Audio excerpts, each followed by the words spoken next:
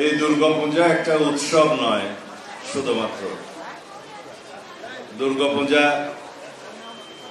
অশুভ শক্তি অসুরের বিনাশের জন্য একটি লড়াই, শুভ শক্তি শান্তি সম্প্রীতির প্রতিষ্ঠার একটি বার্তা। আমরা দীর্ঘ 16 বছর যাবৎ বাংলাদেশে অশুভ শক্তি ফেসিবাদী অসুরের বিরুদ্ধে লড়াই করেছি। লড়াইয়ের মাধ্যমে ফেসিবাদের পতন হয়েছে, অশুভ শক্তি অসুরের বিদায় হয়েছে। আমি মনে করি এখনো বিনাশ হয় নাই।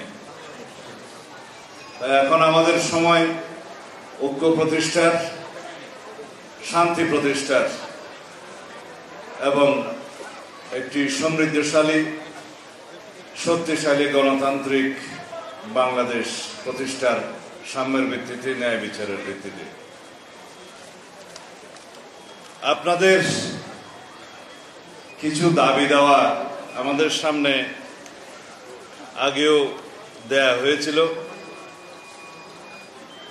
আমরা এগুলো বিশ্লেষণ করেছি। আগেও আপনাদের সাথে কথা হয়েছে। বিএনপির নির্বাচনী ইশতেহার প্রণয়নের সময়ে আপনাদের নেতৃবৃন্দের সাথে আমরা আলোচনা করে আমাদের নির্বাচনী ইশতেহারে আপনাদের যৌক্তিক দাবি দেওয়াগুলো আমরা ধারণ করব। যেমন দেবোত্তর সম্পত্তি, অর্পিত সম্পত্তি,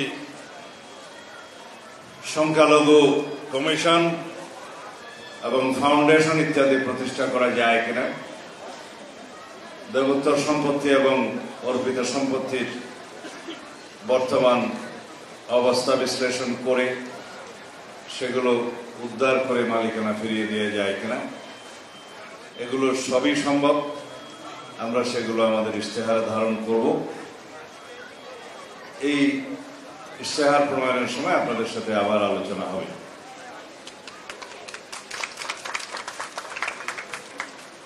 আমরা বাংলাদেশে হিন্দু, বৌদ্ধ, খ্রিস্টান,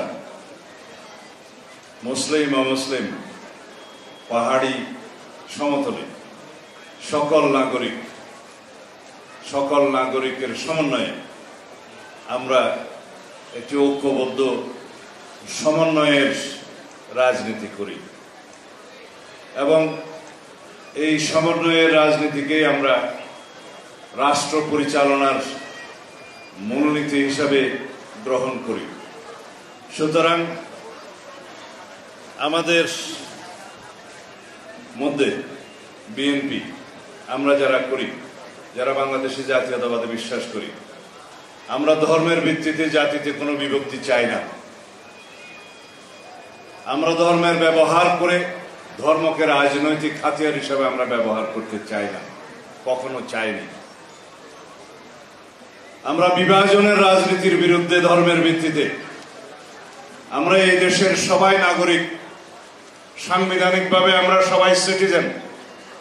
এখানে কেউ যেন আমরা সম্প্রদায় না হই, আমরা যেন সবাই সিটিজেন হই। সেজন্য সিটিজেনের সমস্ত অধিকার সাংবিধানিকভাবে যা উল্লেখ করা হয়েছে সেটা কার্যকরভাবে প্রয়োগ করাই হবে আমাদের লক্ষ্য। আমাদের সংবিধানে ধর্মের ভিত্তিতে কোনো বৈষম্য নাই, আর্টিকেল 28, এবং সমস্ত ধর্মের উপাসনালয়, কার্যক্রম এবং প্রচার স্বাধীনতা আছে, আর্টিকেল 41। কিন্তু কার্যকরভাবে এটার প্রয়োগ আমরা নিশ্চিত করব।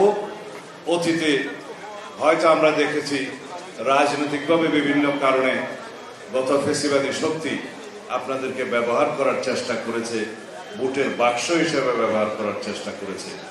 সেখান থেকে সবাইকে বেরিয়ে যেতে হবে।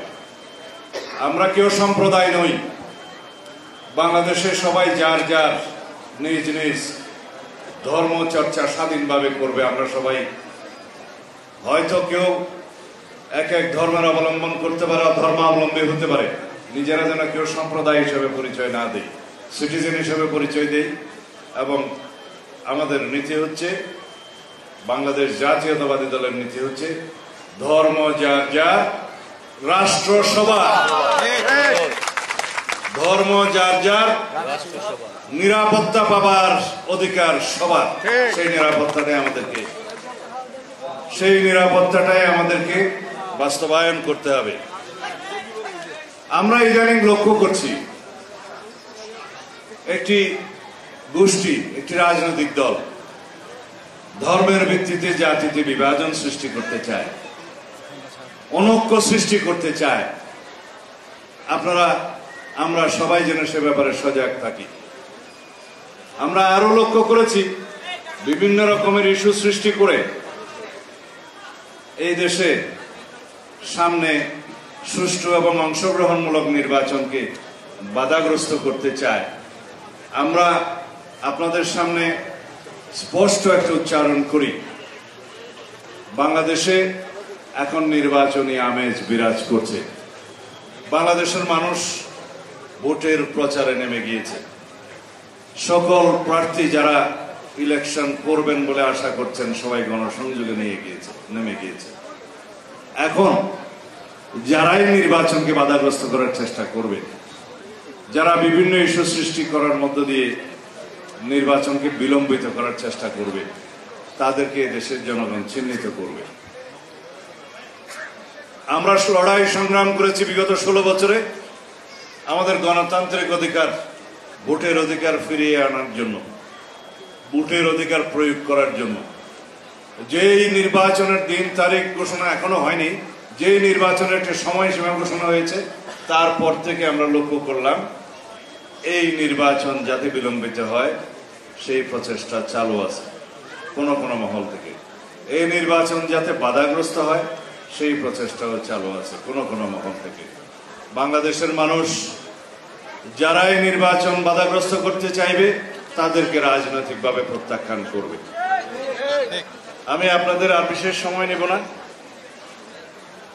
সবাইকে আবারও শারদীয় শুভেচ্ছা জানাই এবং আমাদের দলের পক্ষ থেকে আমাদের দলের সকল নেতা কর্মীকে আহ্বান জানাই, যতদিন পর্যন্ত এই দুর্গোৎসব পরিচালিত হবে বা দুর্গোৎসব অনুষ্ঠিত হবে সারা বাংলাদেশে, আমাদের সকল নেতা কর্মী এই অনুষ্ঠানকে পাহারা দিবে, নিরাপত্তা দিবে। বাংলাদেশের সাম্প্রদায়িক সম্প্রীতি বিনষ্টের জন্য বিভিন্ন রকমের ষড়যন্ত্র তৎপরতা চালু আছে। আমরা সেই ষড়যন্ত্রকে অতীতেও কার্যকর হতে দেইনি, সামনেও এই ষড়যন্ত্র সফল হবে না। ধন্যবাদ আপনাদের সবাইকে।